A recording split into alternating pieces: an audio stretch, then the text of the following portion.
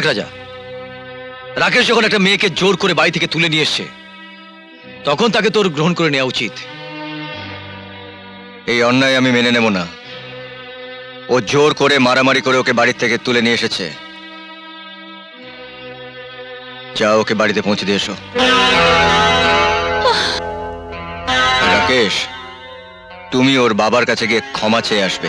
আমাকে কেউ জোর করে আনেনি, আমি নিজের ইচ্ছে এসেছি। আমি তোমাকেই স্বামী হিসেবে মেনে নিয়েছি।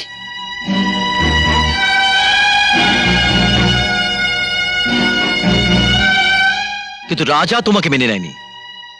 তুমি এসো, আমি তোমাকে বাড়ি দিয়ে আসছি। দাঁড়াও।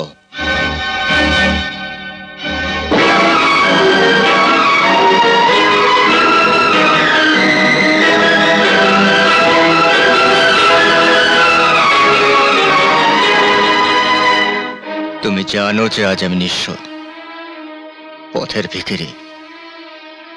তোমাকে দেওয়ার মতন আজ আমার কাছে কিছুই নেই।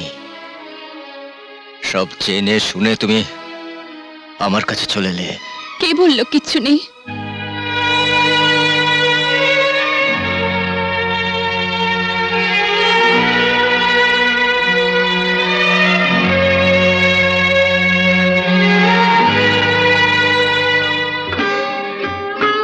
আর তো কিচ্ছু চাই না।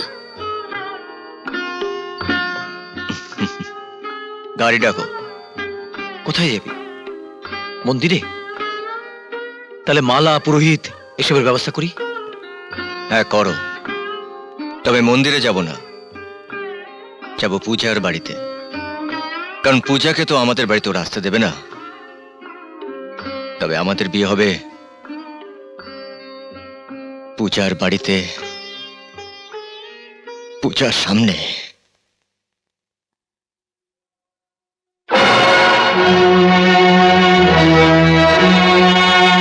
এ কি বৌমনি, তুমি এখানে এই চাকর বাকরদের মধ্যে মাটিতে বসে খাবার খাচ্ছ?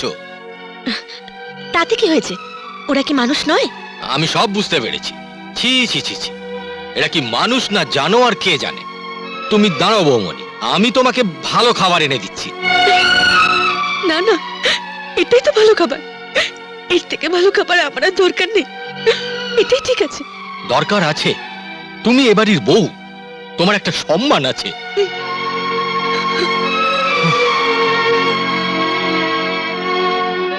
পূজা,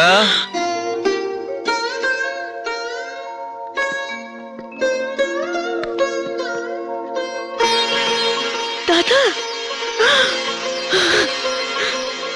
জানো তোমাদের সাথে খেতে বসতে আমার কত ভালো লাগে।